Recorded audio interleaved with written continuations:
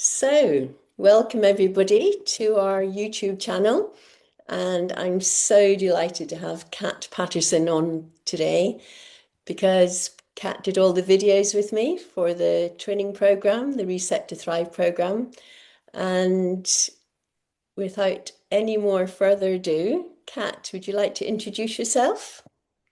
Hello, everybody. It's lovely to be with you. And thank you for tuning into Jan's most excellent channel. You'll always learn from Jan. She's amazing. And she totally inspired me she really was the person that got me better. I cannot say that more. And from working with Jan, I went on to become a rapid transformational therapist, breath coach, Wim Hof Method instructor. And as you can tell, I'm probably addicted to every single course known to man. I spend my life in books, but I have an absolute passion to help people really overcome limiting beliefs and to really step into their path and become who they're destined to be. Because I've been there, people. I have really been there. And I want to say to you with all honesty and integrity, you can get better and you will get better. You've just got to believe it. Kat, can I take you back? Because where you are now is just so incredibly different to where you were. Can you tell us briefly what happened? Because you were actually bedridden for a very long time and had chronic fatigue syndrome for 15 years, didn't you? Yeah. Can you just tell us what you think the trigger was in the beginning? Yeah, I went to Africa on a once in a lifetime holiday with my family. Something that, it was just one of those dreams that you always wish for, isn't it? To go and just to Mm. have that experience is so incredible. But unfortunately, after day 7, round Victoria Falls, I contracted malaria, and um, I went down with it really, really quick. But by that time, we'd actually moved to Botswana, a place called Chobe, in the middle of nowhere.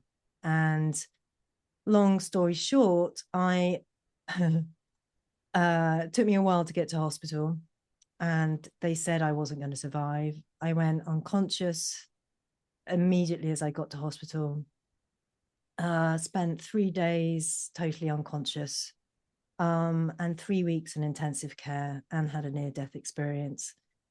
And then when I managed to survive that, which was quite something, nothing short of a miracle, and I got back home, I still wasn't well, and they gave me some more antibiotics, and I had a succession of very entertaining anaphylactic shocks. Now, those anaphylactic shocks were just the final straw for my body, and my body basically shut down after that my last anaphylactic shock. And then it just got worse and worse and worse. My digestion shut down, my immune system just shut down. I had to go on HIV jogs to enable to get my body working again, my immune system working again. And then I started getting migraines. They became daily migraines. Life became a living hell, I think is the only way I can describe it. And my whole And life Kat, was surviving.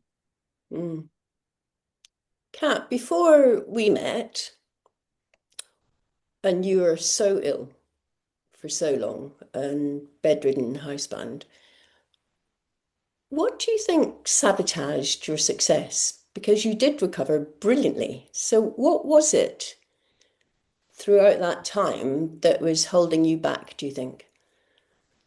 Perfectionism, Oh, getting really irritated with myself that I couldn't get better, that kind of frustration, lack of compassion towards myself with not getting better, hmm. pushing myself. I'm an A-type personality, and I would not give up. Um, but I didn't quite get the nods right. and um, and I think I did the nice guidelines about pacing, and pacing for me was an absolute disaster. I was religious about it. So I had like 5 designated rests in the day. But the problem with that is my body got used to it. It got used Yeah. to resting at a certain time of day. Mhm. And the gel that I already had became smaller and smaller and smaller as my body began to tolerate less and less and less. And I kept on thinking I had to rest in order to get better. So were you very focused on symptoms and resting because you were terrified? Um, I think I was very scared when my legs couldn't work. That was a very scary moment. And um, and all the pain that goes with chronic fatigue as well, the muscle spasms, everything. And your natural response is, well, I need to take things easy. I need to be careful. I need to avoid things that make that worse or aggravate it. So I started Mhm. this whole process of avoiding things that Yeah. were making, I thought, it worse. And so my life became smaller and smaller and smaller. Um, and I spent my whole time basically in meditation. I think the only way I survived was Oh, meditation. I'm Yeah. breathing. Yeah, and breathing. Absolutely. So what was the breakthrough for you, or the breakthroughs for you, that you would like to share with others? My breakthrough was the power of the mind when you use it in the correct way. Uh-huh. So often we are hypnotized by our looping thoughts, those thoughts that we have 80% of the day, the same thoughts going round and round and round. You're not enough. Mm. You know, why can't you get better? Just pull yourself together. You're just a piece of blah, blah, blah, blah, all that kind of, you're good for nothing. You're, all those things. This is so painful. All these things are just creating more stress in your body. But when you realize how to harness the subconscious mind and use it to your advantage with all that emotion that was taking you down the wrong way, using it to take it in the right way, and using your visuals, I'm a very creative people. We're all creative people. If I said to you, visualize a red car, you would instantly visualize a red car. We're all capable of visualization to some degree. And mixing the emotion and the visualization and anchoring was massive for me. So I wake up every morning, and before I did So anything, sorry to interrupt you, yeah, Daniel. So this is when you came to see me yeah, and you were learning how to change your focus and change how you approach things, not avoiding, yeah, actually exposing yourself.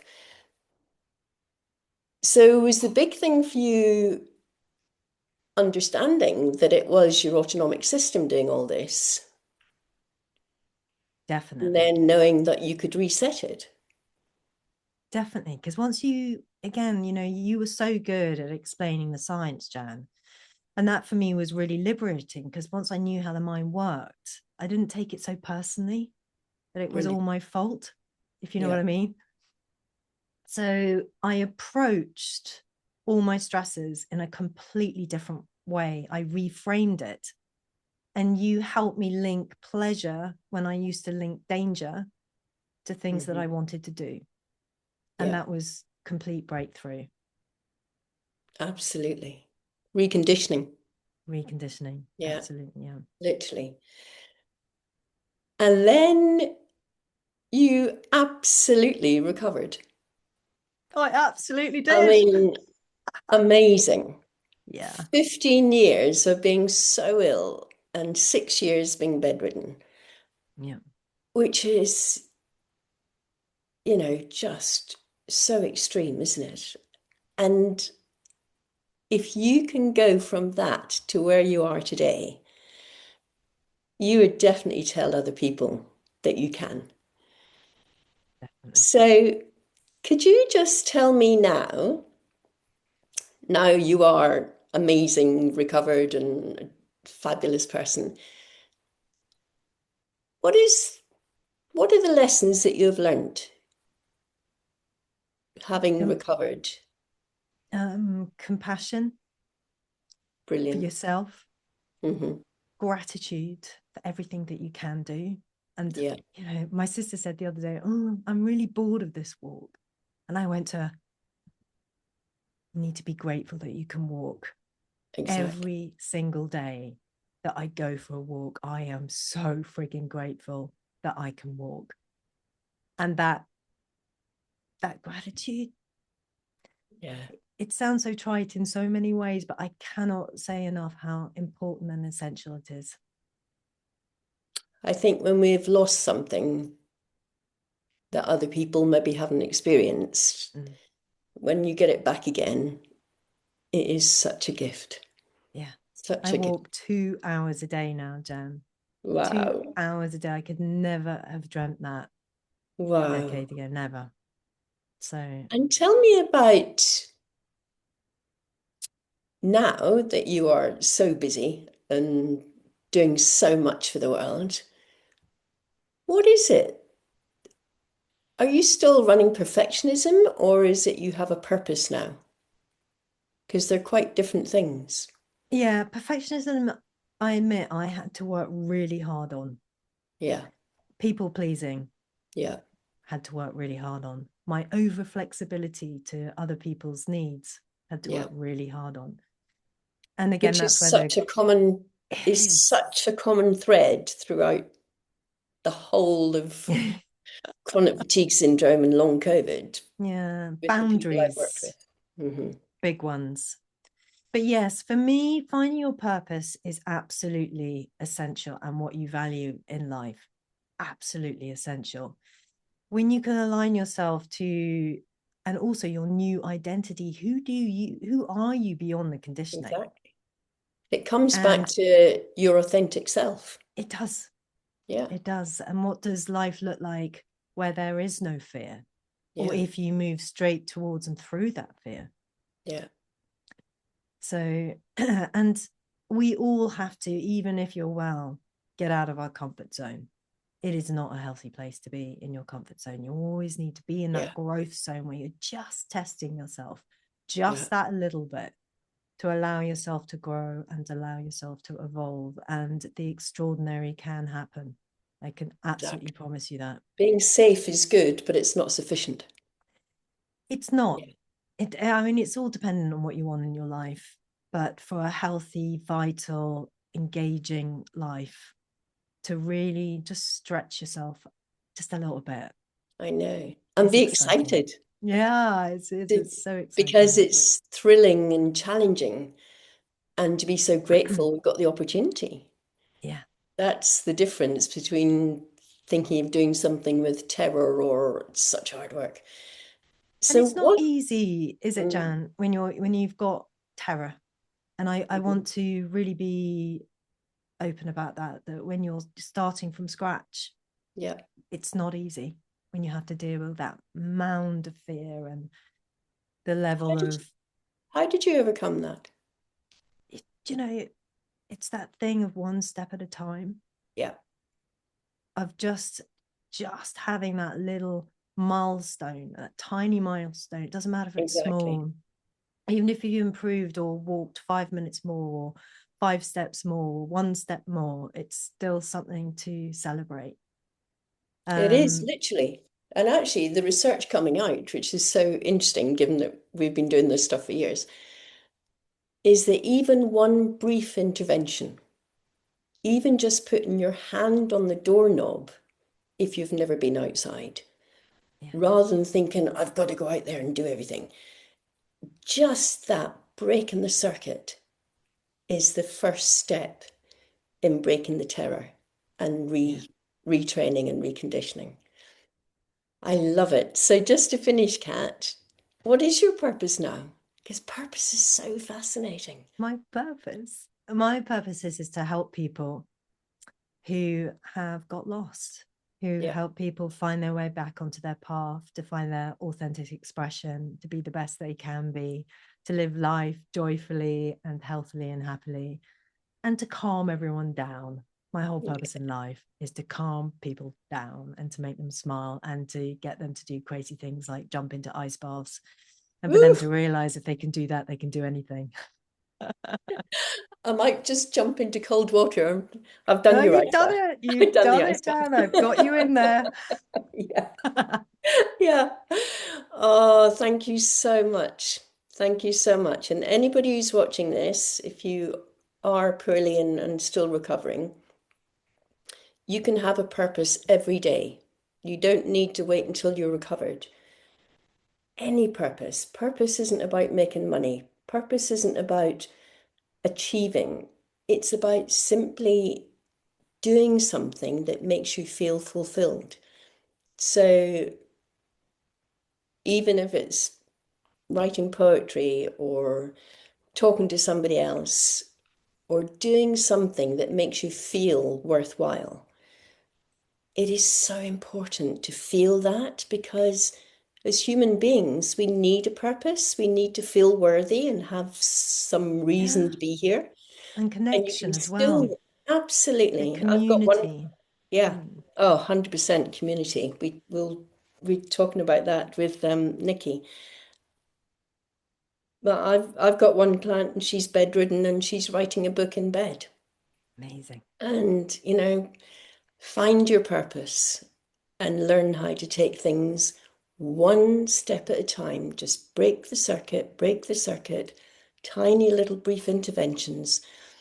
There's a lovely phrase in that I learned doing the second edition of the book that is the brain is always looking to see that the reward outweighs your expenditure, outweighs the energy. It's worth doing Yeah. it. And that's why just doing that little brief intervention, just one step outside the door and celebrating because that's your reward is outweighing that one little step. And the brain just goes, wow, that's amazing. We'll do that again. Yeah.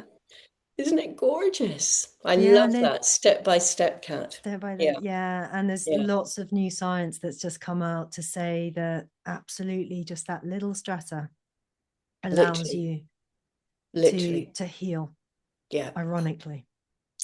Thank you So, so, so no, my absolute much. pleasure. What an amazing, amazing journey you have been on. And if you don't mind me finishing, I'll never forget the day you said to me when you were in intensive care and they thought you were going to die, and you just had your breath.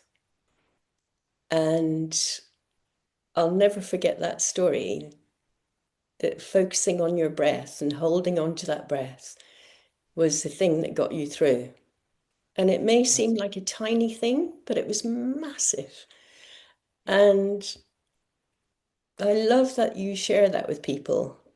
And now you're really a wonderful breath expert. In fact, you're coming on a webinar very soon. The We'll do it. Thank you so, so much, Kat. Oh, my pleasure. It's Oh, great. And wishing thank you. everyone healing and health and happiness.